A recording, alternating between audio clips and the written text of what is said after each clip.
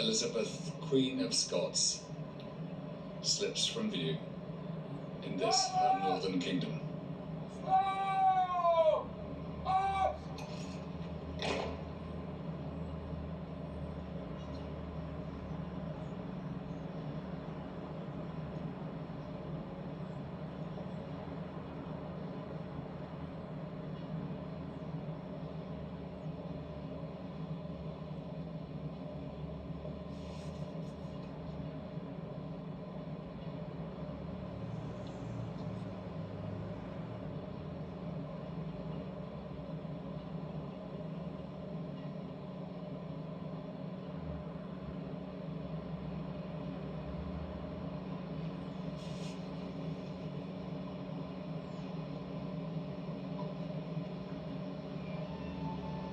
Accompanied by her husband, Princess Royal, along with Lieutenant Colonel Mike Vernon, the Comptroller of the Lord Chamberlain's office, and the Lord Steward, the Earl of Dalhousie, making their way to the Globemaster C-17, which will shortly lift away from this airport and turn south, heading for London and the next stage in this noble farewell to Elizabeth II. The sounds of the ramp being put into place, sealing this precious cargo for the journey to England.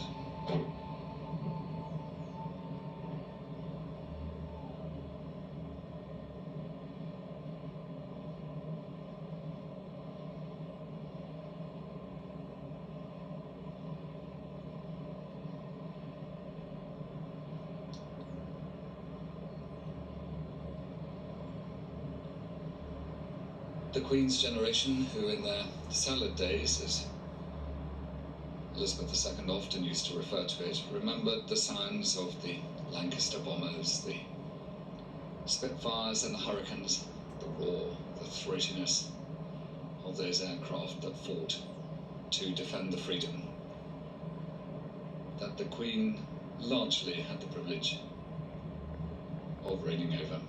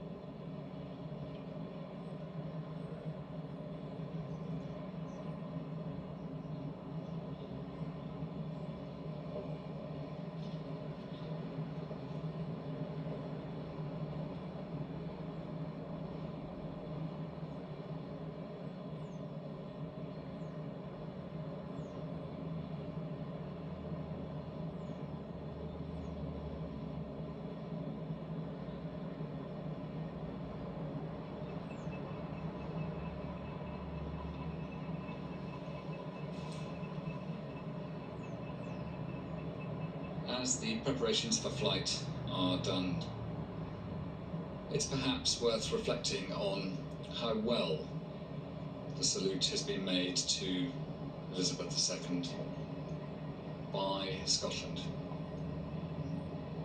Her soldiers in particular have rapidly trained to deliver the very best of salutes.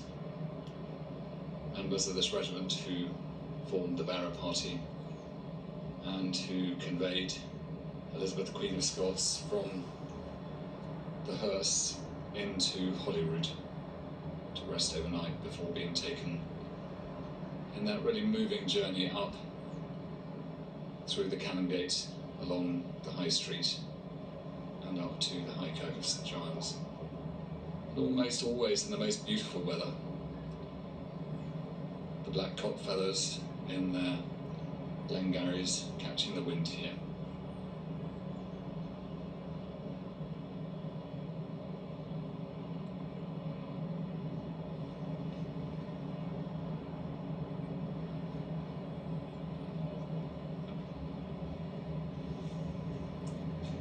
Well, much has been made of the Queen's understanding of and affinity for the military.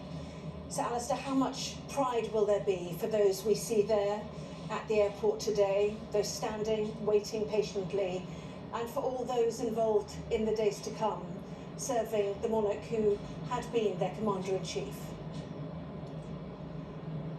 Well, in particular, this man, the Garrison Sergeant Major, Warrant Officer First Class Anthony Gibson of the Scots Guards, who probably hasn't slept much since the sad news came of the Queen's death. He has shaped and reminded young soldiers of their military drill from their training. He's brought them from military fieldcraft work back onto the drill square and brought them into a position that they can pay the highest salute from Scotland to the Queen, and also helped train the Royal Company of Archers, who, along with their Toxophilus Sergeant Major, had done so much. And Garrison Sergeant Major now giving instruction.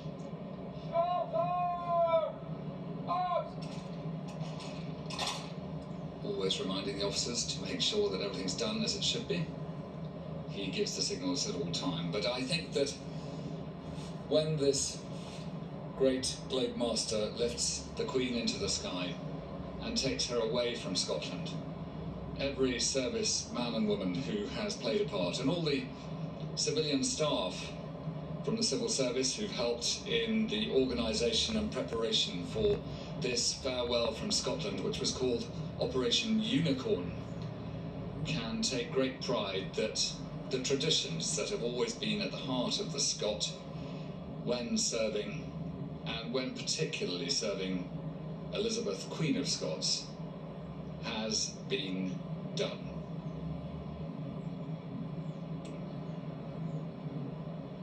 We'll know that the aircraft's about to take off when the boarding ramp is finally closed, but looking out towards the Pentlands and then in the north to Firth of Forth, and of course over to Arthur's Seat and the other hills around Edinburgh. One just is reminded by what a beautiful setting this ceremonial has had, Anna.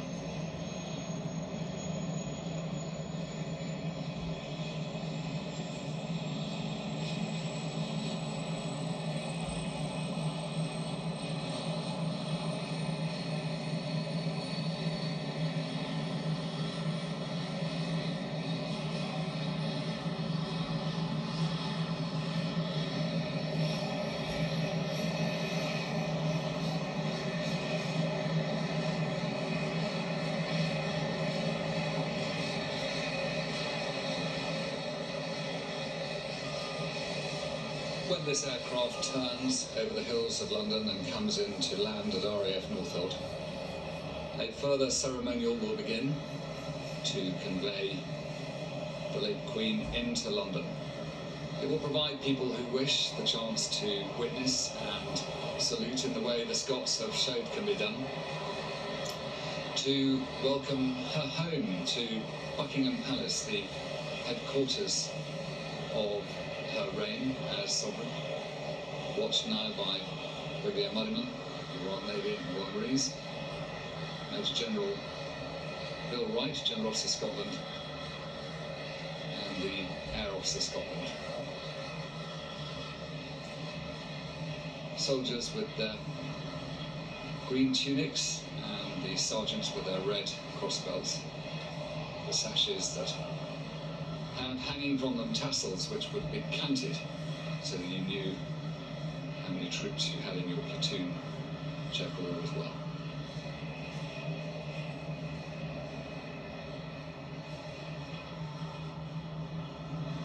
Prince Philip was a very keen pilot, and very often the Queen found herself in the back of an aircraft flown either by her husband or by her son, the present King. And it's a tradition that the family always really enjoyed doing, and it meant that the Queen's association with the Royal Air Force was even stronger than perhaps otherwise it might have been. Watching on the left of our picture there, the Lord Lieutenant and Lord Provost of Edinburgh. who has met both the King and the late Queen at every point during this ceremonial few days. And there on the right of those medals, the Queen's Platinum Jubilee Medal, which soldiers, sailors, airmen and women were given this year to mark serving at a time when the Queen had reached 70 years as sovereign.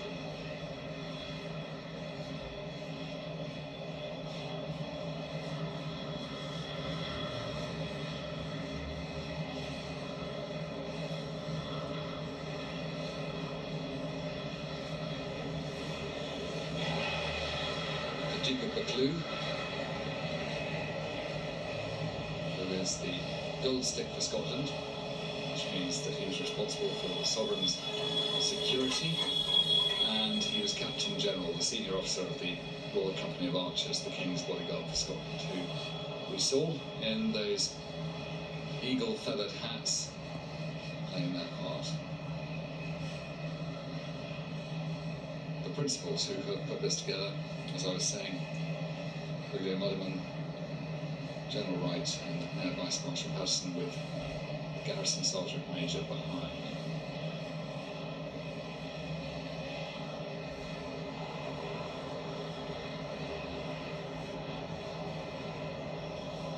The wind is catching the grasses.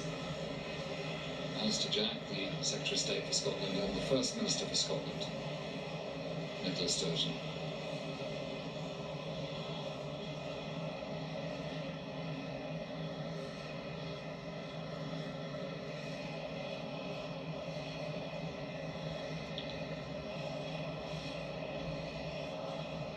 Yesterday in Parliament, responding to the opportunity to make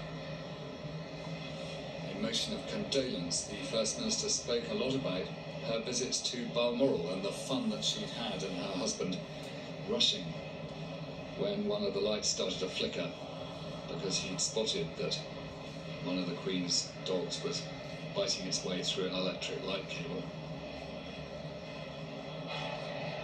And a reminder, she said, of how precious it was as First Minister of Scotland to be able to have this annual meeting at Balmoral. She also was received in audience at Holyrood, as is the tradition. The Queen always liked to know from the First Minister what was going on and important to the Scottish Parliament and to her First Minister.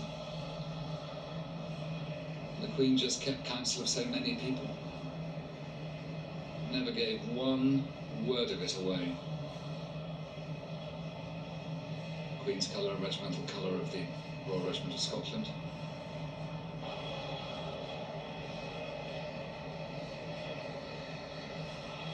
Fourth Battalion.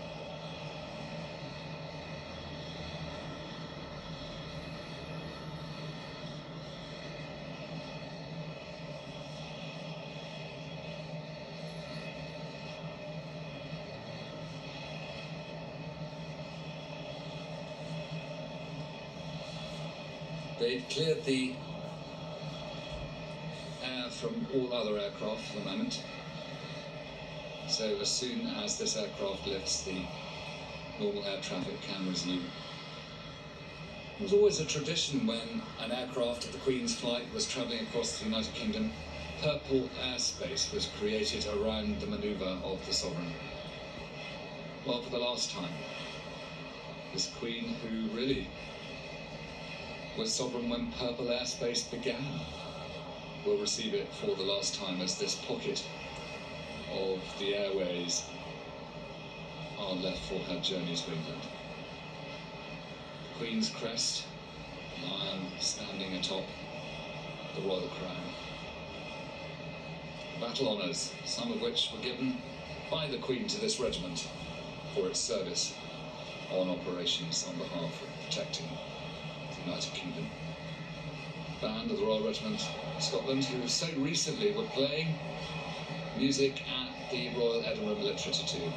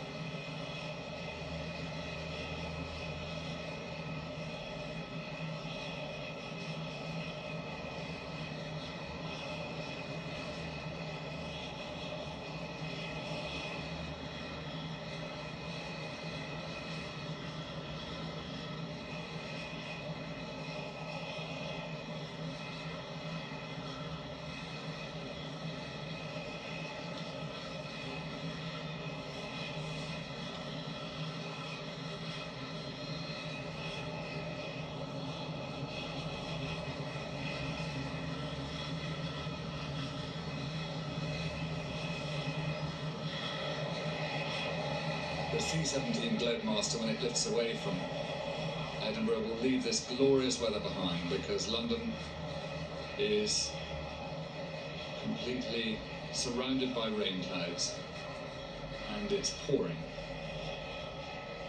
at Buckingham Palace.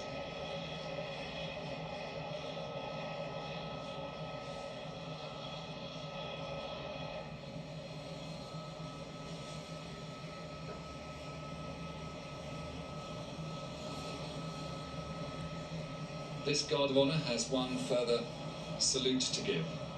I was telling you earlier on that for a soldier to make this compliment, presenting arms is the highest that can be given. It's because a soldier trains with a weapon to protect him or her in battle, and when instructed to present arms, you're basically offering your means of survival to the person who you most admire. And we will see them make one last royal salute to Elizabeth, Queen of Scots, as she leaves and the aircraft pulls away.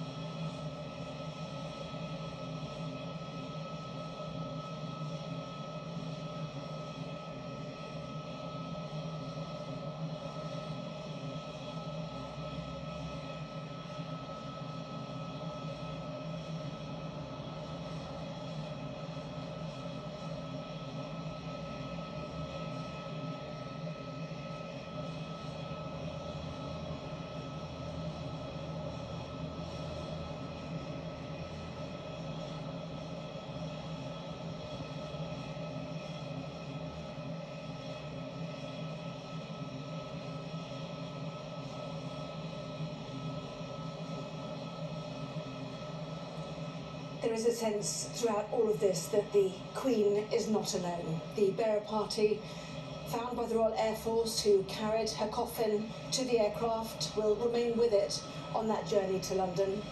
So too her daughter, Princess Royal, Princess Anne, and her husband, Sir Tim Lawrence. And during that vigil at St Charles Cathedral, members of the public were there. But those members of the Royal Company of Archers with their heads bowed, and the chaplains, formerly to the Queen, now to the King, who also sat throughout the whole period she was in there. And Alistair, is that, in a sense, the tribute they are also paying to Her Majesty? As I was saying before, the Scots are always very direct. I often tell people when they visit me as the Queen's Governor, now the King's Governor in Edinburgh Castle, that if anyone's come up from England to Scotland and they're looking for deference, they'd better move south again, because the Scots are very direct. But they know how to respect. And I think that the example of Elizabeth, Queen of Scots, was so selfless, so genuinely steady, that whether you were comfortable with or opposed to the idea of a monarch as head of state, this Queen managed to gain the respect of most Scots. And that's quite an achievement for anyone. The Guard has been brought to attention. The scheduled departure time is 5 minutes from now, but this aircraft will need to taxi into position to take off.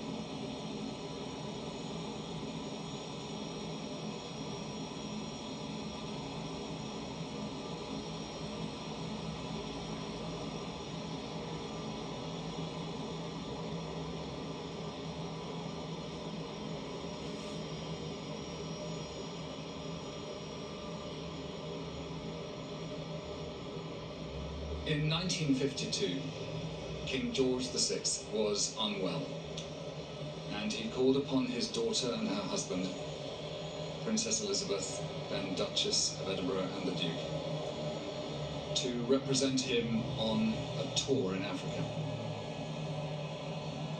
The King waved his daughter goodbye as she set off on that journey. And while she was watching the wildlife in Kenya, the King died at Sandringham in Norfolk, and she unknowingly became Queen. The very first flight of her reign was returning from Kenya with all the thoughts that a young 25-year-old queen must have contemplated in terms of what this meant to her.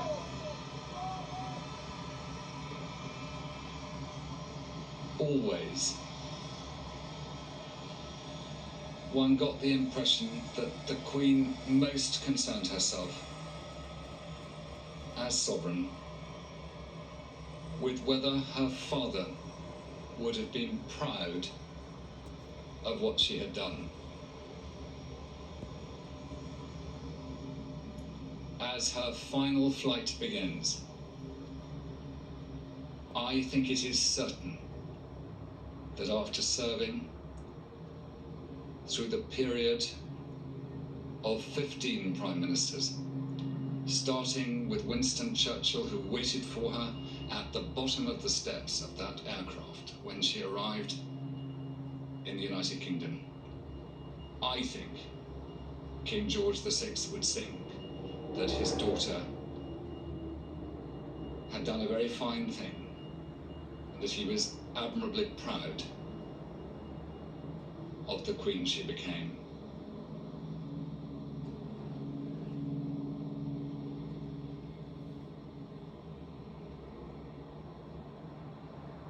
The Lord Provost, the King's representative here in Edinburgh, with the First Minister, Secretary of State for Scotland, leading them away as the aircraft will lift into the sky.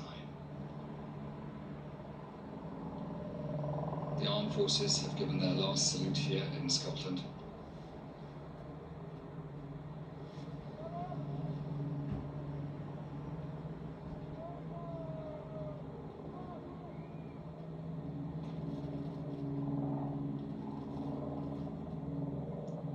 And the 4th Battalion, the Royal Regiment of Scotland, will return to their military duties and train.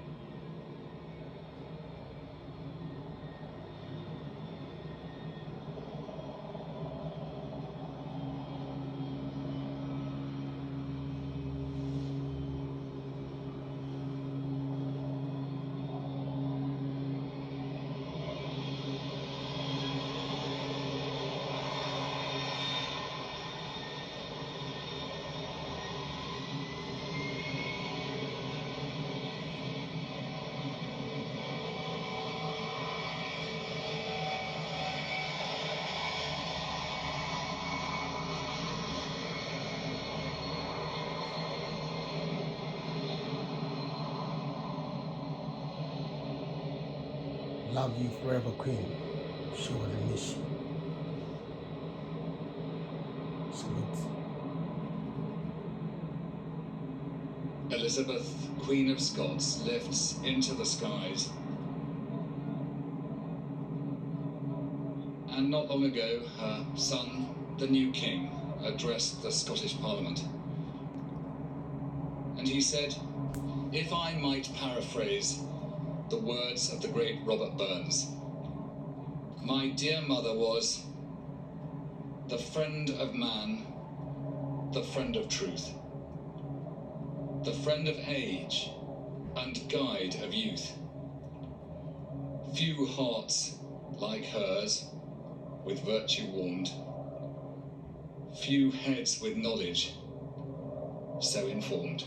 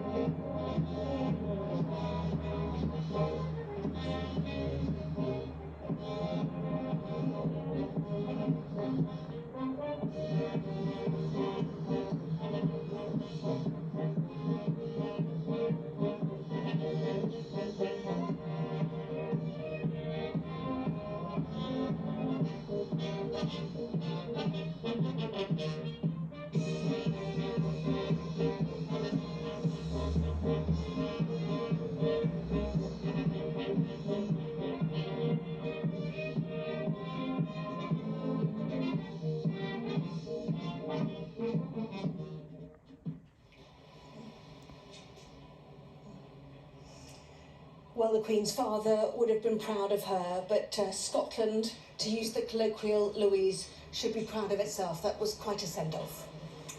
I think so. I think we've seen Scotland at its very best, serving a monarch to the very last, a monarch that was very much loved. We have a new king, one that I respect and admire very much.